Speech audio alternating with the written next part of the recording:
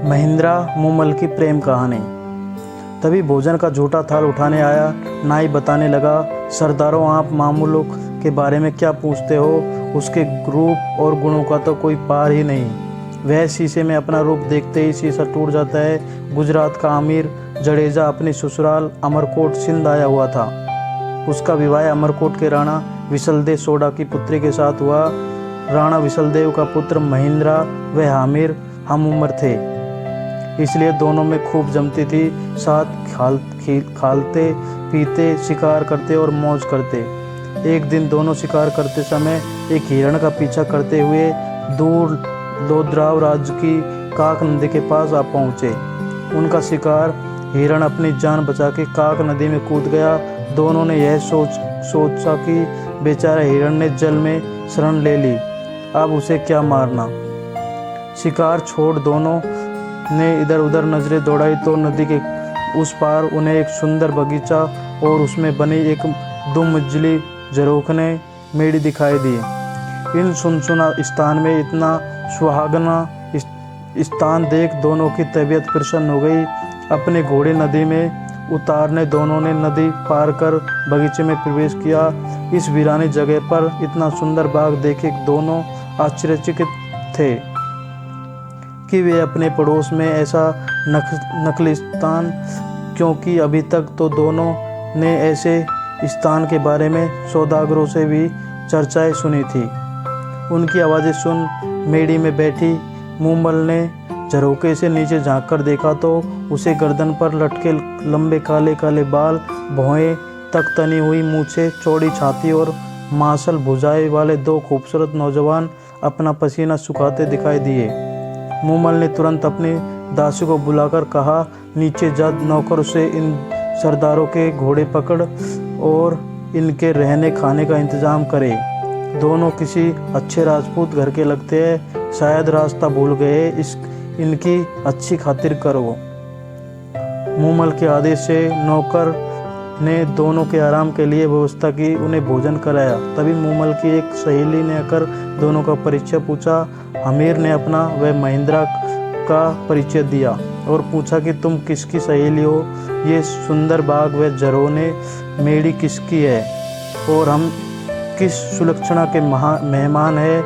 मूमल की सहेली कहने लगी, क्या आपने मूमल का नाम नहीं सुना, उसकी चर्चा नहीं सुनी। मूमल जो जाग्ञपारी मूमल के नाम से पूरे माड़ जैसलमेर देश के प्रख्यात है, जिसके रूप में यह सारा प्रदेश महक रहा है, जिसके गुणों का बखान यह काक नदी कल कल कल गा रही है। जय झरोखने मेड़ी और सुंदर बाग उसी मूमल का है जो अपनी सहेलियों के साथ यहाँ अकेली ही रहती है, कहकर सहेली चली गई। तभी भोजन का झूठा थाल उठाने आया नाई बताने लगा, सरदारों आप मूमल के बारे में क्यों पूछते हो, उसके रूप और गुणों का तो कोई पार नहीं। वह शीशे में अपना रूप देखे तो शीशा टूट जाता है, श्रृंगार का बाग में आती है, चांद शर्माकर बादलों में छिप जाता है। उसकी मेड़ी की दीवारों पर कपूर और कस्तूरी का लेप किया हुआ है। रोज अखिलेश में कस्तूरी कूटी जाती है। मन दूध से वह रोज स्नान करती है, शरीर पर चंदन का लेप करती है। मूमल तो इस दुनिया से अलग है, भगवान ने वैसी दूसरी नहीं बनाई। कहते कहते नाई बताने लगा, अखन कुंवारी मूमल पुरुषों से दूर अपने ही राग रंग में डूबी रहती है। एक से एक खूबसूरत, बहादुर, गुणी, धनवान, जवान राजकुमार राजा मूमल से शादी करने आए, पर मूमल ने तो उनकी ओर देखा तक नहीं। उसे कोई भी पसंद नहीं आया। मूमल ने प्रण ले रखा है कि वह विवाह उसी से करेगी जो उसका दिल जीत लेगा, नहीं तो वह पूरी उम्र कुंवारी ही रहेगी। कुछ ही देरी में मूमल की सहेली ने आकर कहा कि आप दोनों में से एक को मूमल ने बुलाया है। हमीर ने अपने साले महेंद्र को जाने के लिए कहा, पर महेंद्र ने हमीर से कहा, पहले आप आमिर को मेड़ी के पास छोड़। सहेली ने कहा, आप भीतर पधारे, मूमल आपका इंतजार कर रही है। आमिर जैसे ही आगे चौक में पहुंचा तो देखा आगे उसका रास्ता रोके एक शेर बैठा था और दूसरी ओर देखा तो उसे एक अजगर रास्ते पर दिखाई दिया। आमिर ने सोचा मूमल कोई डायन है और नकलदस्तानी रचकर पुरुषों को अपने जाल में फंसाकर मार देती है। वह तुरंत उल्टे पांव वापस हो चौक से निकल आया। आमिर व महेंद्र आपस में बात करते करते तब तक मूमल की सहेली आ गई और महेंद्रा से कहने लगी, आप आइए, मूमल आपका इंतजार कर रही है। महेंद्रा ने अपना अंगरखा पहन रखा था, हाथ में भाला ले सहेली के पीछे पीछे चलना शुरू किया। सहेली ने उसे भी आमिर की तरह चौक में छोड़ दिया। महेंद्रा को भी चौक में रास्ते रोक शेर बैठा नजर आया और उसने तुरंत अपना भाला लिया और शेर पर पूरे विवेक से प्रहार किया। शेर जमीन पर लुढ़क गया और उसकी चमड़ी से भरा भूसा बाहर निकल आया। महेंद्रा यह देख मन ही मन मुस्कुराया कि मूमल उसकी परीक्षा ले रही है। तभी उसे आगे अजगर बैठा दिखाई दिया। महेंद्रा ने भूसे से भरे उस अजगर के भी अपनी तलवार के प्रहार से टुकड़े टुकड़े कर दिए।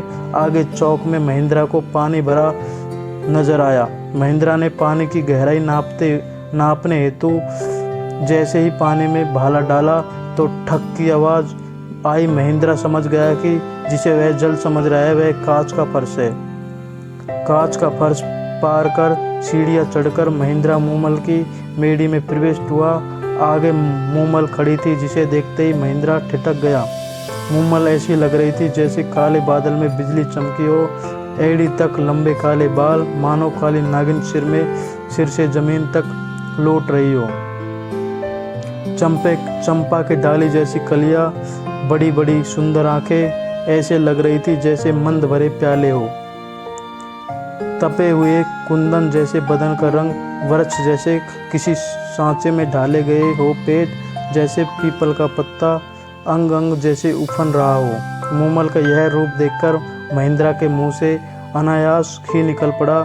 न किसी मंदिर में ऐसी मूर्ति होगी और न ही किसी राजा के पास रणवास में ऐसा रूप होगा। महेंद्रा ने मूमल को ठगा सा देखता ही रहा। उसकी नज़रें मूमल के चेहरे को एकटक देखते जा रही थी। दूसरी ओर मूमल मन ही मन कह रही थी, क्या तेज है इस नौजवान के चेहरे पर, और नयन क्या खंजर है। दोनों की नज़रें आपस में ऐसे गड़ी कि हटने का नाम ही नहीं ले रही थी। आखिर मूमल ने नज़रें नीचे कर महेंद्रा का स्वागत किया और दोनों ने खूब बातें की। बातें ही बातों में दोनों को एक दूसरे को कब दिल दे बैठे पता ही नहीं चला कि कब रात खत्म हो गई और कब सुबह हुआ। सूरज निकल आया।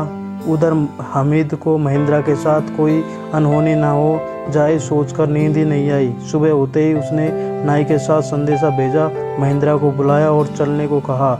महेंद्रा का मूमल को छोड़ने का, वापस जाने का मन नहीं था, पर मूमल से यह कह मैं फिर आऊँगा, मूमल बार बार आकर तुमसे मिलूँगा। दोनों वहाँ से चल दिए। आमिर गुजरात अपने वतन रवाना हुआ और महेंद्रा अपने राज अमरकोट। मूमल से वापस आकर मिलने का वादा कर महेंद्रा अमरकोट के लिए रवाना हो तो गया, पर पूरे रास्ते में उसे मूमल के अलावा कुछ और दिखाई नहीं दे रहा था। वह तो सिर्फ यही गुनगुनाता चला जा रहा था, म्हारी माचेरी मूमल होनी नीर अपने देश। महेंद्रा अमरकोट पहुंचकर उसका दिन तो किसी तरह कट जाता, पर शाम होते ही उसे मूमल की नज़र आने लगती थी। जितना अपने मन को समझाने की कोशिश करता उतना ही मूमल की यादें और बढ़ जाती। वह तो यही सोचता कि कैसे लोधरावे पहुंचकर मूमल से मिल जाए। आखिर उसे सूझा कि अपने ऊँटों को टोले में ऐसा ऊँट खोजा जाए जो रातों रात लाधराव जाकर सुबह होते ही वापस अमरकोट आ सके। उसने अपने रायका रामू ऊँट चराने वाले को बुलाया तो पूछा। रामू रायका ने बताया कि उसके टोले में एक चीतल नाम का ऊँट है जो बहुत तेज़ दौड़ता है और वह उसे आसानी से रात को लोधराव ले जाकर वापस सुबह होने से पहले ही ला सकता है। फिर क्या था, रामू रायका रोज़ शाम को चीतल ऊँट को सजाकर महेंद्रा के पास ले आता है और महेंद्रा चीतल पर सवार होकर लोधराव मूमल के पास जाता है। तीसरे प्रहर महेंद्रा फिर चीतल पर चढ़ता है और सुबह होने से पहले अमरकोट आ पहुंचता है। महेंद्रा विवाहित था, उसके 7 पत्नियां थी। मूमल के पास से वापस आने पर वह सबसे छोटी पत्नी के पास जाकर सो जाता है। इस तरह कोई 7-8 महीने तक उसकी यही दिनचर्या चलती रही। इन महीनों में वह बाकी पत्नियों से तो मिला तक नहीं, इसलिए वे सभी सबसे छोटी बहू से ईर्ष्या करने लगी। और एक दिन जाकर ऐसे बात पर उन्होंने अपनी सास से जाकर शिकायत की। सास ने छोटी बहू को समझाया कि बाकी पत्नियों को भी महेंद्रा विवाह कर लाया है, उनका भी उस पर हक बनता है, इसलिए महेंद्रा को उनके पास जाने से मत रोका करो।